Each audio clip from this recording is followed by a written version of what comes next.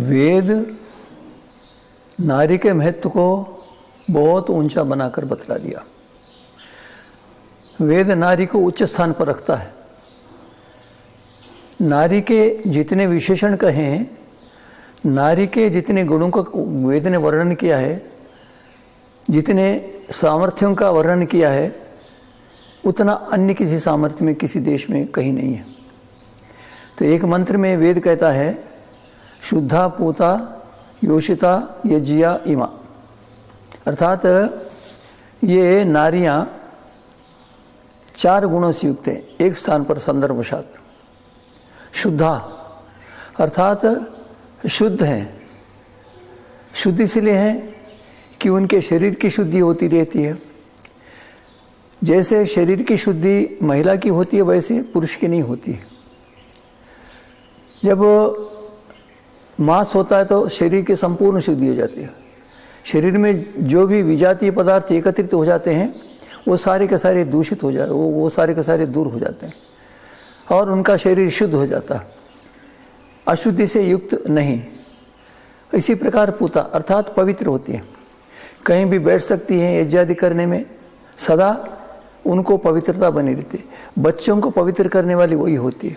उसमें पवित्रता हो तो बच्चों को पवित्र बना सकती है।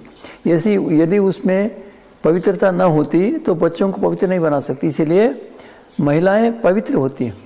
योषिता अर्थात मिश्रण अर्थात वो सारे परिवार को इकट्ठा करके रखती है और परिवार से विरुद्ध लोगों को दूर करती है।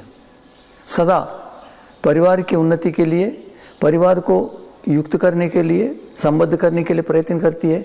परिवार को विच्छिन्न करने वाले, उच्छिन्न करने वाले तत्वों से पृथक रहती है और वह विद्या से युक्त होती है, अविद्या से दूर होती है।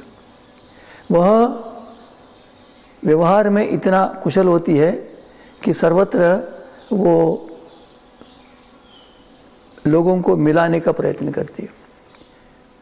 वो ऐसा पुरुष नहीं होता। पुरुष का तो स्वभाव दूसरा है, पुरुष का क्षेत्र दूसरा है, पुरुष का क्षेत्र इससे भिन्न है। तो यज्ञा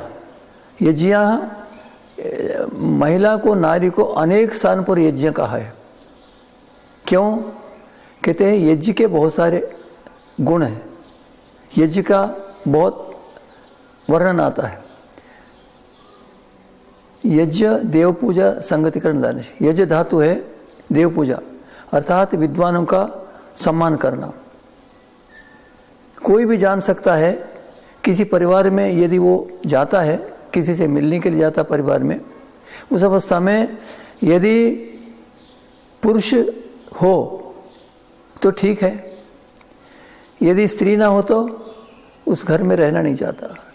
जिस परिवार में माता नहीं रहती, जिस परिवार में गृहिणी नहीं रहती, वहाँ पर कोई भी जाना नहीं चाहता। यदि गृहिणी रहती है तो उस समय उसका यथावत सम्मान होता। नारियां सेवा करने में पुरुषों की अपेक्षा सदा आगे रही है। पुरुष भी सेवा करते हैं, किंतु नारियों का स्वतः ही सेवा करने का भाव होता। अब ऐसा हम देखते हैं कि किसी परिवार में एक महिला जाती है, नारी जाती है, वहाँ पर क्या होता है, बालक खेलते खेलते बाहर आ जाता है। 10-12 मास का बालक है, माता रोटी पका रही होती है, उनसे मिलने के लिए कोई महिला आ जाती है, पारिवारिक महिला है, तो वो बालक लघुशंका शौच से युक्त हो जाता है, शरीर से अशुद्ध हो जाता है, उसमें हाथ लगाता है, तो वो माता को नहीं बुलाती, वो स्वयं, क्योंकि मातृत्व है उसमें, वो शुद्ध करती है, सम्मान करती है, बालक को वहाँ से उठाकर अलग रख देती है, हो सकता तो वह हाथ साफ कर देती है। तो इसका अभिप्राय है कि वो विद्वानों का, योग्यों का सम्मान करना जानती है। घर पर आने वाले यदि पति ना हो तो भी पत्नी यथावत उनका सम्मान करती है, उनको यथावत सत्कार करके उनको विदा कर देती है। अर्थात पत्नी हो, पति ना हो तो भी काम चल जाएगा व्यवहार में, किंतु पति न हो, पति हो तो घर में यथावत सम्मान नहीं होता। तो विद्वानों का सम्मान करने वाली नारी होती है, विद्वानों का सम्मान करना जानती है, सम्मान करती हो। सदा माताएं पुरुष की अपेक्षा अपने को अल्प मानती हैं।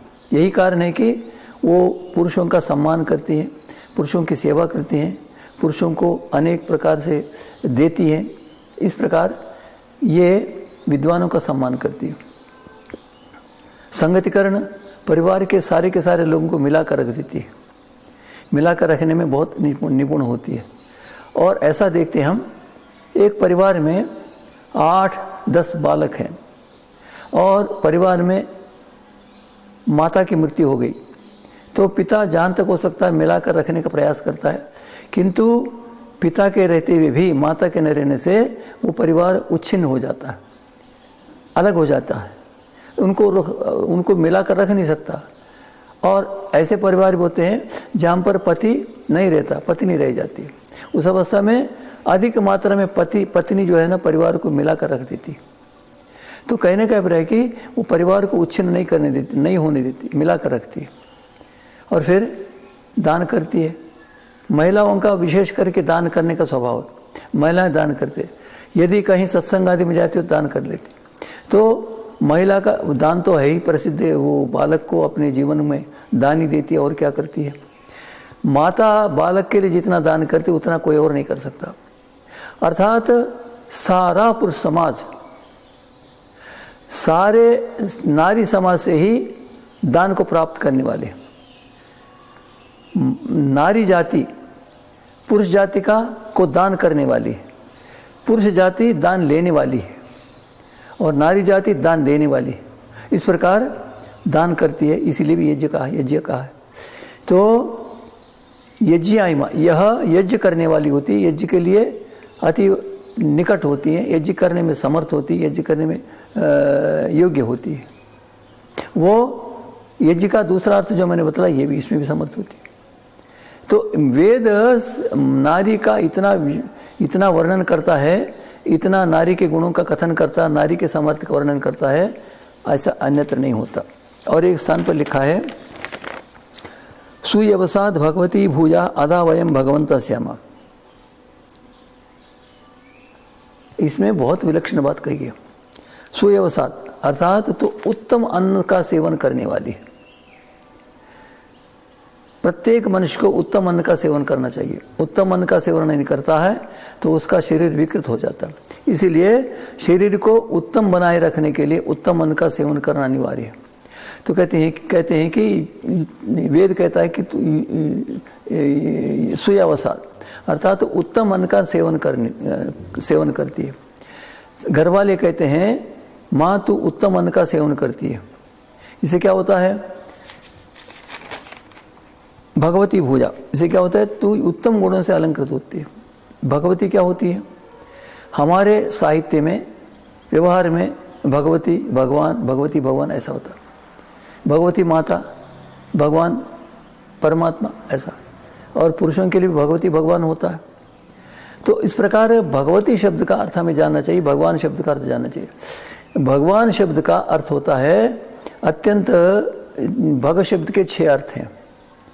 ऐश्वर्यस्य, जो जहाँ पर ईश्वरत्व होता है, नेतृत्व करने का सामर्थ्य होता है, व्यवस्था करने का सामर्थ्य होता, अधिष्ठातृत्व गुण होता, वो होता है भग।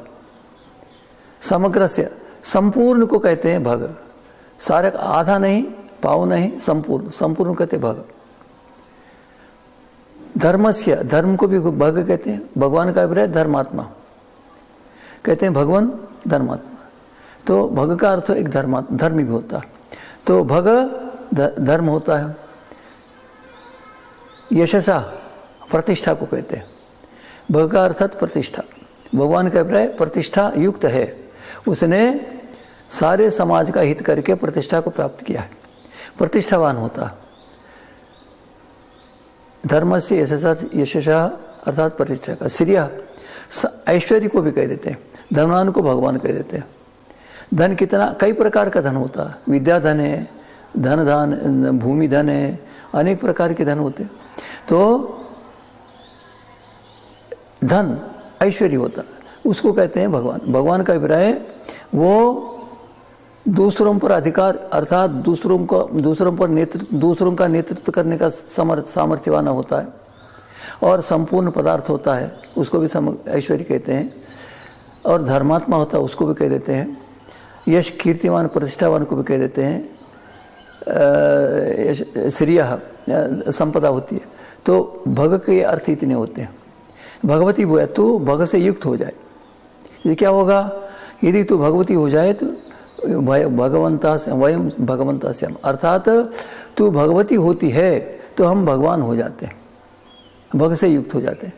यदि नारी भग से युक्त नहीं है, नारी में भगवतत्व नहीं है, भग सामर्थ्य नहीं है, तो अपने बच्चों को भगवान नहीं बना सकती, बच्चों को भगवती नहीं बना सकती। इसीलिए वेद कहता है, पहले मनुष्य कहते हैं माँ तू भगवती बन जाए तो हम तेरे कारण से भगवान बन जाएंगे। जो भगवतत्व है, जो भगवत सामर्थ्य वाला है, वही भगवान बना सकता है। यदि माता भगवती बन जाती है तो अपनी संतान को भगवान बना सकती है।